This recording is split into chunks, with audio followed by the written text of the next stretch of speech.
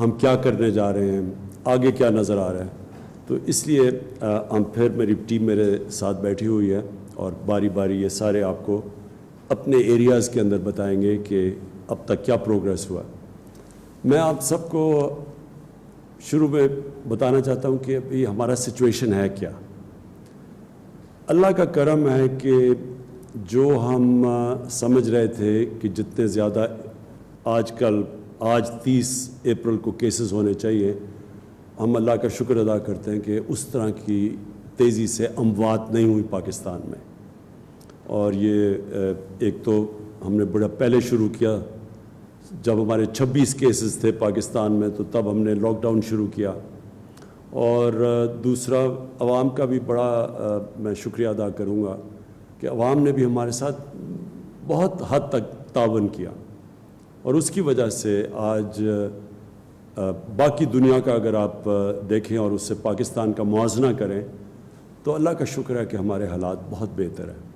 ہم جو سمجھ رہے تھے ایک وقت پہ کہ اپریل کے آخر تک ہمارے ہسپتال میں بھرے ہوئے ہوں گے, بہت زیادہ پریشر ہوگا ہاسپٹلز میں, وینٹیلیٹرز جتنے پاکستان میں اب تک ہیں, ایک وقت پہ یہ سوچ تھی کہ یہ سارے وینٹیلیٹرز بھرے ہوں گے. تو اور وینٹیلیٹرز کا مطلب کہ جو ہے انٹینسو کیئر میں جو تھوڑے سے کرونا کے مریض جن کو ہاسپٹل جانا پڑتا ہے, وہ ہم یہ سمجھ رہے تھے کہ وہ اتنے زیادہ ہوں گے کہ جتنے بھی ہمارے انٹینسو کیئر کے جو ہاسپٹل میں یونٹس ہیں وہ بھرے ہوئے ہوں گے. لیکن شکر ہے اللہ کا کہ آج ہمارے حالات بہت بہتر ہیں. تو باقی دنیا سے آپ سب جانتے ہیں کہ اس وقت امریکہ میں کیا حالات ہیں. ان کے تقریباً جو آخری میں نے دیکھا تھا 60,000 لوگ تک مر چکے تھے, اور 2-3 یورپین ممالک میں 20-20 ہزار لوگ اب تک مر چکے ہیں. میری کل پریزیڈنٹ روحانی ایرانی صدر سے بات ہوئی, اور ان کی ہمارے خطے میں سب سے زیادہ جو کرونا وائرس کا جو سب سے برا امپیکٹ پڑا, جس کا سب سے زیادہ نقصان ہوا, وہ جانی نقصان ہوا, وہ ایران میں تھا. ان کے تقریباً 5,500 یا 6,000 کے قریب ان کی فوتگیاں ہوئی تھیں, اور کافی زیادہ انفیکشن تھی. تو ان سے بھی میری بات ہوئی. آج میری پریزیڈنٹ سی جو ایجپٹ کے پریزیڈنٹ ہیں ان سے بھی بات ہوئی. تو پہلے میں ایران کا آپ کو بتا دوں کہ ایران کے اندر انہوں نے فیصلہ کیا ہے اب کہ صرف وہ بڑی گیدرنگز یعنی شادیاں, کالجز, سکولز, یونیورسٹیز, ان کو انہوں نے بند رکھا ہے, ریسٹورنٹس بند رکھے ہیں. باقی انہوں نے فیصلہ کیا ہے کہ سارا کاروبار وہ اپنا چلا دیں ایران کے اندر. اور اس کی وجہ یہ ہے کہ وہ بھی جس طرح میں پہلے دن سے کہہ رہا ہوں, ان کو بھی یہ خوف ہے کہ کرونا سے ہم لوگوں کو بچاتے باقی ملک کے اندر جو ان کے مزدور ہیں, جو بے روزگاری ہے, اس سے جو نقصان ہے وہ ان کا یہ خیال ہے کہ وہ کرونا سے بھی زیادہ ہے. تو لہٰذا انہوں نے اپنے سارے باقی کاروبار سارا انہوں نے فیصلہ کیا چلانے کا. مصر کے اندر انہوں نے پہلے دن سے فیصلہ کیا کہ وہی اسکول, کالجز, یونیورسٹیز جو بڑے بڑے جدھر بھی اجتماع ہوں ان کو تو انہوں نے بند کر دیا, لاک ڈاؤن کر دیا. لیکن انہوں نے بھی اپنے جو جدھر زیادہ ان کے دہاڑی دار جو مزدور کام کرتے تھے, وہ انہوں نے پوری کوشش کی کھلے رہنے کی. جو ان کے بڑے پروجیکٹس تھے وہ چلنے دیے, کنسٹرکشن چلنے دی مصر کے اندر. اور ان کا بھی ہمارا طرح کا ہی اب تک اگر مصر اور ہمارا دیکھیں تو ایک ہی ہے. ہمارے جتنے بھی اموات ہوئی ہیں تقریباً ملتی جلتی ہیں, اور ان کے بھی معاشی حالات ہماری طرح کے تھے, برے تھے. انہوں نے بھی باہر سے قرضے لیے ہوئے تھے. تو ان سے پھر ہم نے جو بات چیت کی تو ہمارا جو لاک ڈاؤن تھا ان سے زیادہ سخت تھا, لیکن اس کے باوجود جتنی اموات ہوئی وہ تقریباً ایک ہی ہیں. اور آگے ہم نے سوچا کہ ایک دوسرے کا ایکسپیرینس شیئر کر کے اسی طرح ہم آگے بڑھیں گے, کیونکہ آج کوئی بھی نہیں کہہ سکتا کہ یہ کتنی دیر تک چلے گا. اگر آج تھوڑا کنٹرول بھی کر لیں تو یہ آگے نہیں کوئی کہہ سکتا کہ ایک دم پھر سے ایک سپائک نہ آ جائے کہیں جا کے. 6 مہینے چلے گی, سال, کوئی کہتا ہے تب تک ساری دنیا کو بڑا سوچ سمجھ کے چلنا پڑے گا جب تک کہ کوئی ویکسین نہیں نکلتی کرونا وائرس کے علاج کے لیے. میں اب آپ کو وہ جو ہم اب تک کر کے رہے ہیں، کیونکہ ہم سب کو پہلے دن سے احساس ہے، میری ٹیم کو پوری طرح احساس ہے کہ جو دہاڑی دار اور جو ہمارے مزدور اور جو ہمارے ویٹرز جو ریسٹورنٹس میں کام کرتے تھے، جو ہمارے ٹیکسی والے، جو رکشہ والے، ہم سب کو یہ احساس تھا کہ جب لاک ڈاؤن ہوگا تو یہ سب سے زیادہ متاثر یہ طبقہ ہوگا. تو اس کے لیے پہلے تو ہم نے یہ ایمرجنسی احساس پروگرام کیا، جس کی میں خاص طور پہ ڈاکٹر ثانیہ نشتر کو مبارک دینا چاہتا ہوں، کیونکہ بڑا زبردست پروگرام کیا. کہیں بھی دنیا کے اندر اس طرح اتنے تھوڑے وقت میں اتنا زیادہ پیسہ اور مستحق لوگوں کو کہیں بھی نہیں ڈسٹریبیوٹ کیا گیا جو کہ اس پروگرام کے تحت کیا گیا. یہ واقعی ایک پاکستان کے لیے، ہماری گورنمنٹ کے لیے میں سمجھتا ہوں بڑی فخر کی بات ہے کہ ایک ایسا پروگرام آیا جس نے پہلے تو کوئی امتیاز نہیں کیا گیا، کہ کوئی پولیٹیکل کنسیڈریشنز نہیں تھے، صرف اور صرف دیکھا گیا ڈیٹا کے تحت کہ کون غریب طبقہ تھا، ان کو پیسے پہنچائے گئے. یہ نہیں دیکھا گیا کہ کون سا ہمارا تحریک انصاف کا صوبہ تھا یا کون سا ہمارا مخالف تھا. سندھ کے صوبے کو سب سے زیادہ پیسے گئے احساس پروگرام سے، اور اللہ کا شکر ہے کہ یہ ایک مجھے خوشی یہ ہوئی کہ بہت جو مشکل وقت میں ہمارے نیچے لوگ حالات میں تھے، مجھے بڑی خوشی ہوئی دیکھ کے کہ ان تک پیسہ پہنچا. اب تک 66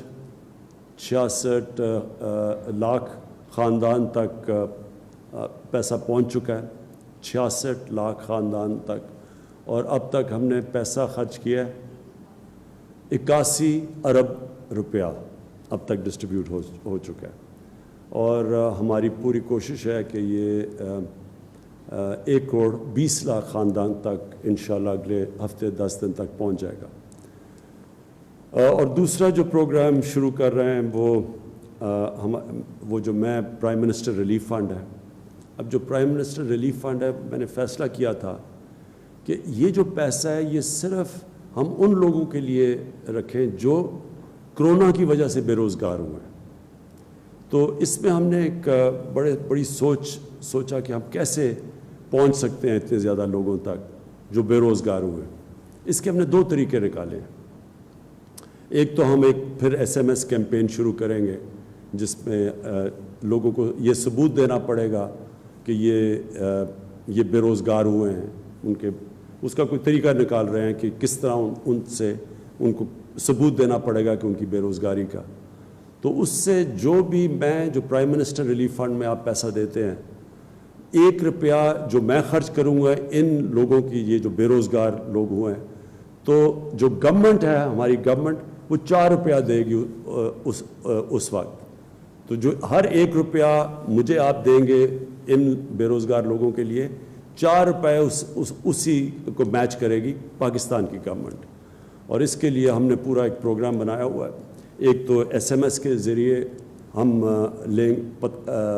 جو لوگ مستحق ہیں وہ ہمیں SMS کر سکتے ہیں، اور دوسری طرف جو ہماری ٹائیگر فورس ہے، ان کو ہم نے کہا ہے کہ ہر یونین کونسل تک یہ جا کے اپنا ایک ڈیسک رکھیں اس یونین کونسل میں، اور خود جا کے دیکھیں کہ کون کون سے لوگ بے روزگار ہوئے ہیں. اس میں کئی ایسے لوگ ہیں جو سفید پوش ہیں، جو سامنے نہیں آنا چاہیں گے.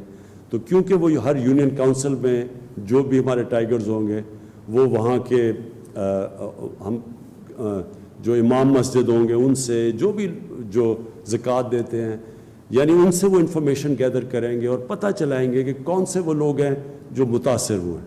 اور میں پھر سے کہتا ہوں کہ اس میں کئی سفید پوش ہیں جو سامنے نہیں آنا چاہتے، وہ ہمارے خود جا کے لوگ لوکیٹ کریں گے، وہ فیڈ کریں گے ہمارے کمپیوٹر کے اندر، جو نادرا کے ڈیٹا بیس سے دیکھے گا کہ واقعی یہ مستحق ہے یا نہیں. اور اس کے بعد پھر یہ جو میرا فنڈ ہے اس کے ذریعے ہم ان کو پیسہ پہنچائیں گے.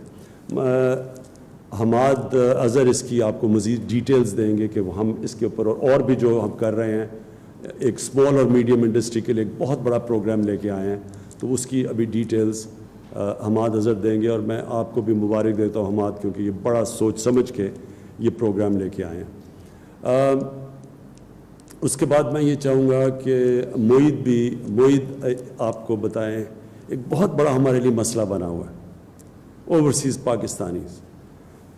پاکستانیز، اور سمجھ آتی ہے کہ وہ واپس آنا چاہتے ہیں۔ آج کل کئی جگہ کئی ہمارے مزدور ہیں، ان کی نوکریاں چلی گئی ہیں، وہ واپس آنا چاہتے ہیں۔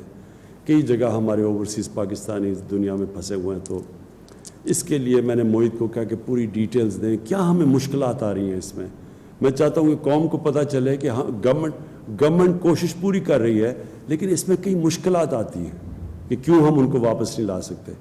میں یہ سمجھتا ہوں کہ ہمارا جو بیرون ملک پاکستانی ہے، یہ ہمارا سب سے بڑا اثاثہ ہے۔ جو ہمارا مزدور کام کرنے جاتا ہے، یہ ہمارا VIP ہے اس ملک کا، کیونکہ ان کے پیسے کے اوپر، ان کی ریمیٹنسز پہ پاکستان آج تک چل رہا ہے۔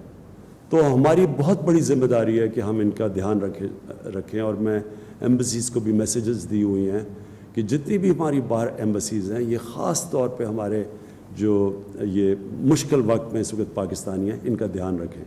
لیکن مجھے یہ بھی پتہ ہے کہ ایمبیسیز پہ بہت پریشر پڑا ہوا ہے، کیونکہ بہت زیادہ لوگ آنا چاہتے ہیں، اور ہماری جو لمیٹیشنز ہیں، کیا وجہ ہے کہ ہم ان لوگوں کو یہاں نہیں لا سکتے، میں یہ چاہوں گا کہ معید آپ اس کو پوری طرح ایکسپلین کریں۔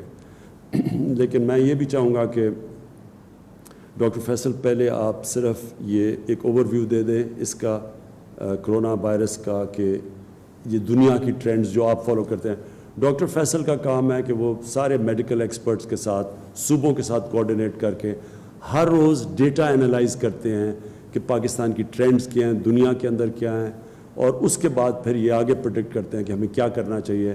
کیونکہ جو بھی ہم پالیسیز بناتے ہیں، ہم پوری طرح ان ڈاکٹر سے ڈیٹا لیتے ہیں، اور ان سے پوری ایڈوائز لے کے ان کی انالیسز کے اوپر پھر ہم فیصلے کرتے ہیں، جو کہ ہمارا national command and operation centre ہے جو اسد عمر کوآرڈینیٹ کرتے ہیں۔ تو وہ ہر روز اس کو ڈسکس کرتے ہیں، اور پھر ہر روز ہم جائزہ لیتے ہیں کہ ہمیں اب آگے کیسے چلنا ہے۔ تو ڈاکٹر فیصل کو میں کہوں گا بات کریں، اور پھر ڈاکٹر ظفر آپ نے بھی پھر وہ جو آپ نے بھی پوائنٹ سٹریس کرنا ہے کہ اس وقت کے اوپر ہمارے جو ڈاکٹرز ہیں، ہمارے جو ہیلتھ ورکرز ہیں، ان کے اوپر کیا پریشرز ہیں، کیا کیا چیزیں ہم ان کے لیے کر رہے ہیں۔ شکر ہے اللہ کا کہ ہم کافی چیزیں اب پاکستان میں ہم نے بنانی شروع کر دی ہیں۔ میں نے آج دیکھا صبح ہم نے بہت زیادہ، جو سب سے بڑا دنیا میں شارٹیج تھی وینٹیلیٹرز کی، ہم نے آج صبح دیکھا کہ مختلف پاکستان کے جو انڈسٹریز ہیں، وہ وینٹیلیٹرز انہوں نے بنانا شروع کیا، اور بڑے سستے دنیا کے مقابلے میں۔ پھر وہ جو PPEs ہیں، جو ڈاکٹرز کے لیے جو پروٹیکٹیو کلودنگ ہے، وہ ساری اس کے لیے وہ بھی بنانی شروع کر دی ہے پاکستان نے۔ پھر کئی چیزیں تو ہم سوچ رہے ہیں کہ ایکسپورٹ کریں، ہم اتنی زیادہ بنا رہے ہیں، تو اس کی بھی یہ ڈاکٹر ظفر آپ کو بعد میں بات کر دیں گے۔ لیکن میں چاہوں گا کہ اسد پلیز آپ ذرا شروع کریں اوور آل۔